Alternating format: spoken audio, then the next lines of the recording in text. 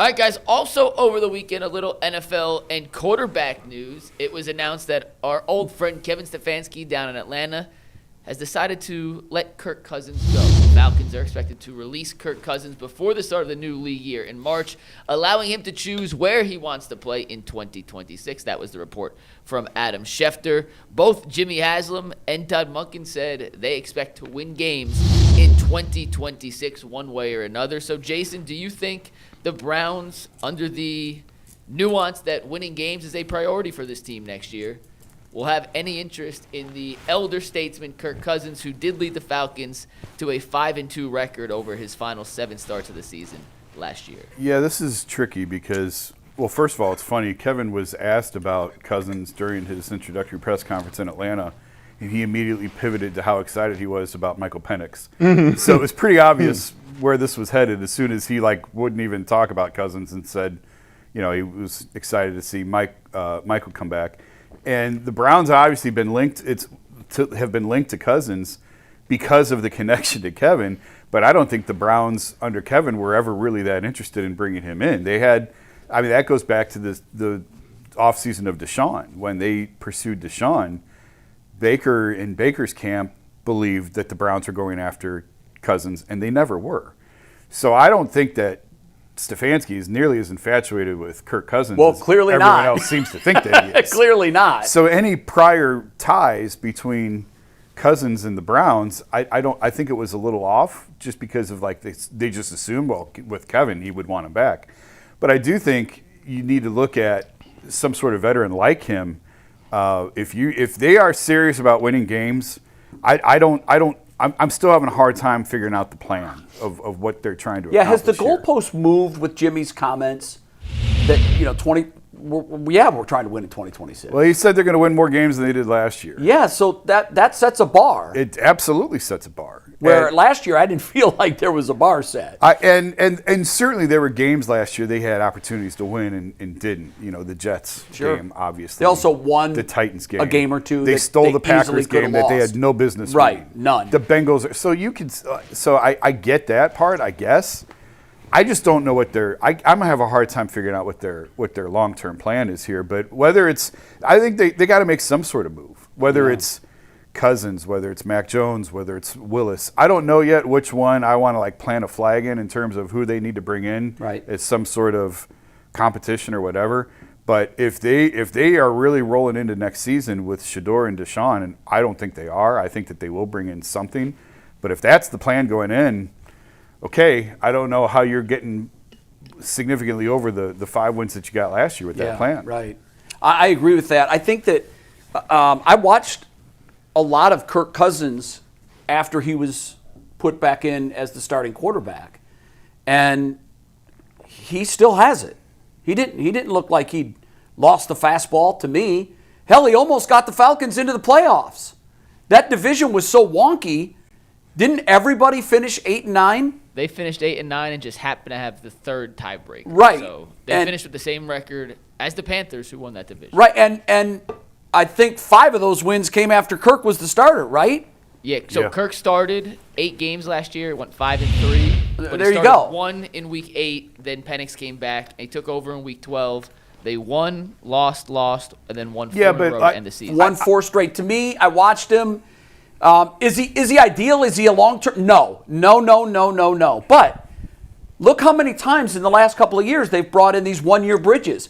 When they brought Flacco in as a 1-year bridge and then let him go and then brought him back, all they did was say, well, we goofed up when we let him go. We should have kept him here. He was already in the system. And then they traded him again. And they brought Jameis Winston in as the same thing. I would think Jameis might even be an option. But for me, of all of the possible names, I think Kirk gives them the best chance to win in 2026 if that's what the goal is. That may not be the goal. It may be the stated and public goal. Right. But when can the GM come out and say, well, we're good if we lose more games next year, that's okay? He can't say that. Yeah. He's got to say to the public that, of course, it's our goal. And you never know. You hope that even if one of the quarterbacks on the roster now, whether it ends up being Watson or Shador or whomever ends up being the starter, you're not going to go into the season and think, well, we're going to get 4 wins. You're going to try. You're going to hope and see what happens. Maybe you catch lightning in the bottle like the Vikings did last year with Darnold. You just don't know. But to me, you've got to go with a proven commodity there. And I don't think we currently have that on our roster. We've got a guy that shows flash. We've got a guy that was great 6 years ago. And then we got another rookie. Do they draft a quarterback? I mean, I don't know. I don't know where they're going. I think they got a plan, and it's kind of evident. Like it's a difference between thinking they don't have a plan or knowing seeing what the plan is, and you just don't necessarily agree with it. I think when you're talking about veteran quarterbacks or bringing somebody in to compete, the reality is you got Deshaun Watson. Deshaun Watson, in terms of his resume and what he used to be, is higher than anybody available on your open market. Oh, by far. By far. When it comes to Deshaun Watson and the amount of money that you are on the books for, he's the most expensive player on your roster. And you really can't move that. Be nice if you could get something out of him. So the thought process is, oh no, we just got a brand new coach. We got a guy who's worked with Lamar Jackson. We got a guy. It's just like having an old car outside. You got an old car and you're like, man, I need an engine. But you get a retired mechanic from Ferrari, and he's been working at Ferrari for years. He done worked on jets, airplanes, everything. And he said, listen, let me take a look at that car. You're gonna say, oh, well, listen, I wasn't going to fire the car up. It's just sitting over there. Let's see what this mechanic can do. If you like Todd Monken and he's been working with Lamar Jackson, you want to give him the opportunity to see what he can see and what he's going to do. So if I'm already on the money and on the hook for it, if you talk about bringing a veteran, well, I got an expensive veteran. You want to tell about a bridge quarterback? I got an expensive bridge quarterback. You want to talk about a quarterback who got a little bit of a resume and has done some things? Well, I got him too. It's not a guarantee that it's going to get it done, but you already have that on the roster. Now, you go to the development piece. You got a quarterback, Shedeur Sanders, who's showed you something, shown some flashes here or there, but then again, you got a brand new coach who's known for offense, and I want to see what he can do with him.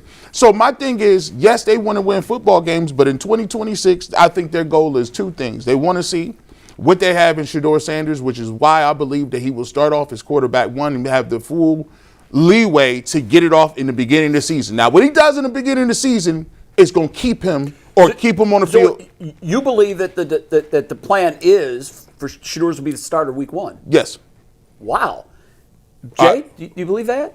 Yeah. Well, they've said multiple times that anything is possible, and they're looking at all options. They could bring someone in. Well, to me, that screams there is no plan.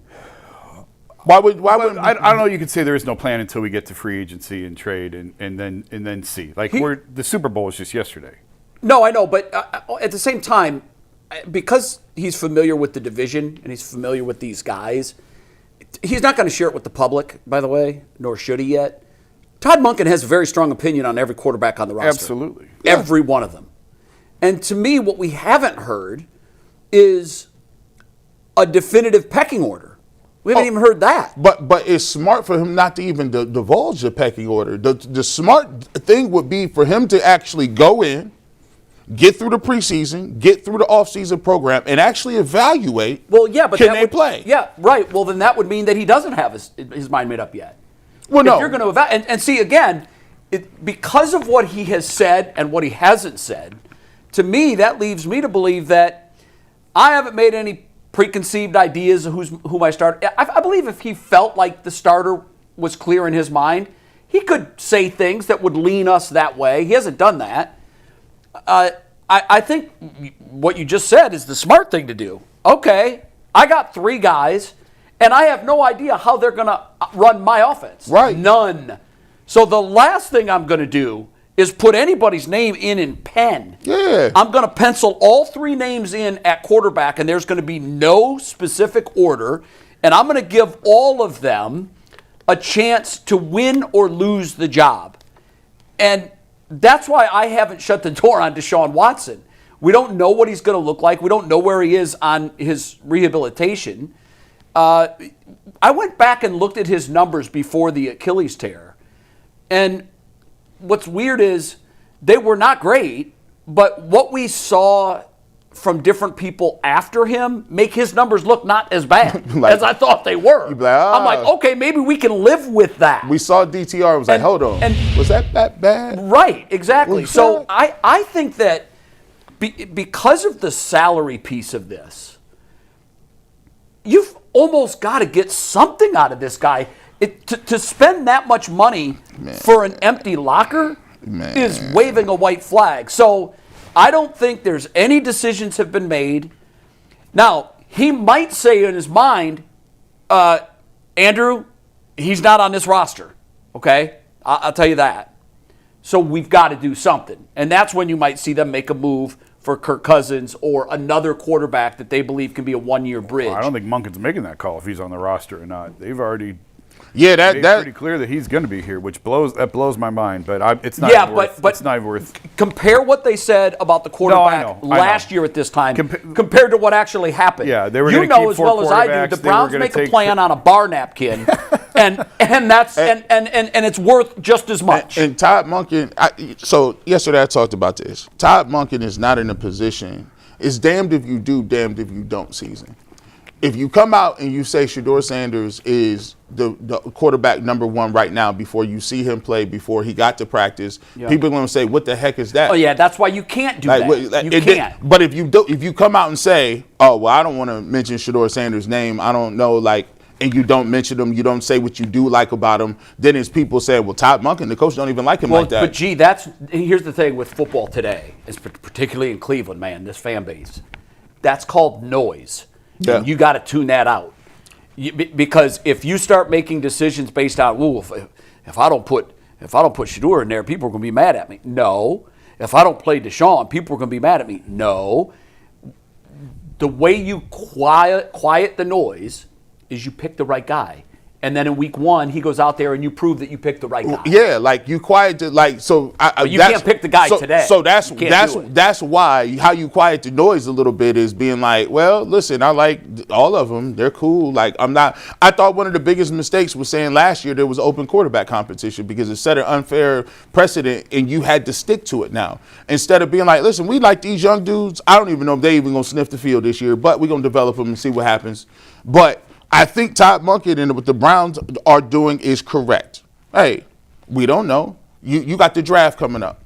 There's no way you're supposed to take yourself out of a quarterback But conversation you're when the saying, draft though, is that you coming think up. that's lip service and that they've actually already decided that 12 is going to be the quarterback. Well, I think that he has the narrow advantage going into it. Myles Garrett said the other day, he was like, he's the last guy. He's the last guy who was on the football field. I saw that. Denzel Ward said, listen, But those guys aren't going to make the decision. they're not going to make it was funny because Myles Garrett said we. Yeah, I know he did. I heard that. And I'm like, I don't see Todd Monken behind you.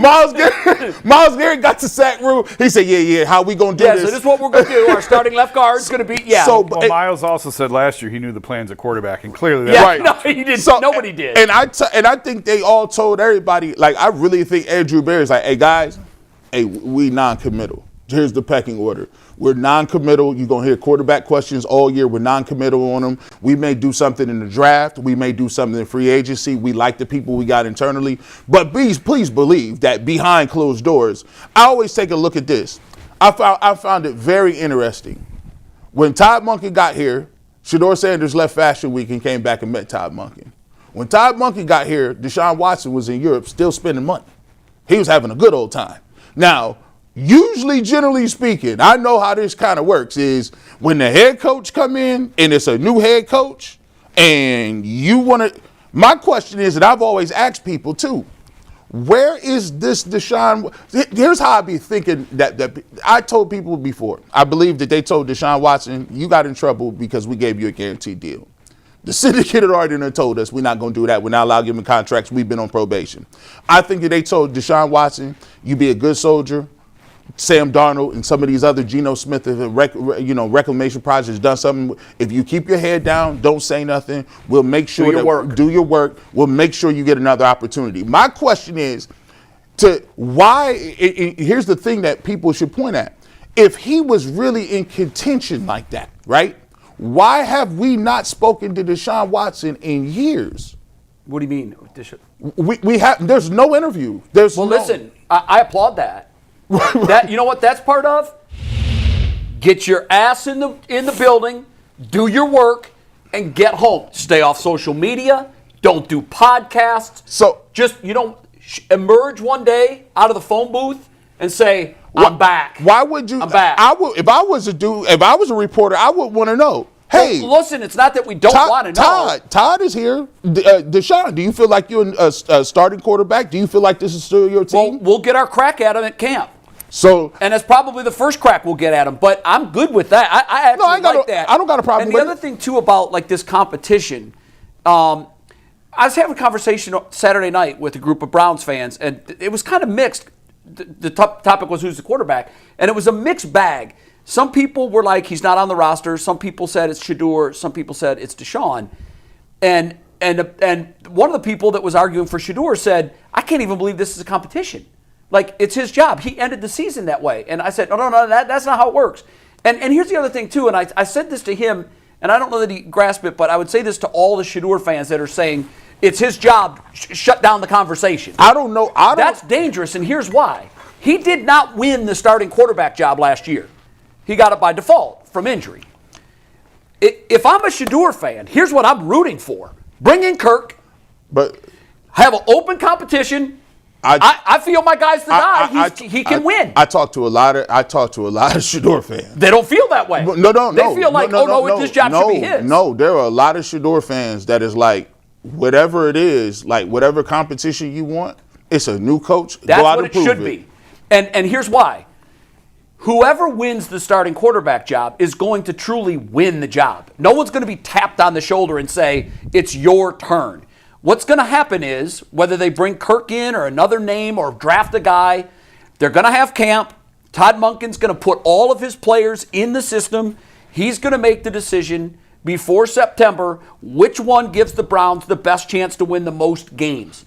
If I'm rooting for Deshaun Watson or Shedeur or whomever, I want that free and open competition, and I want my guy to win so I can say to everybody, he's clearly the best. He wasn't rooted into the starting job by fans. Here's what I want. I literally want this. I was talking to Tyvis about this.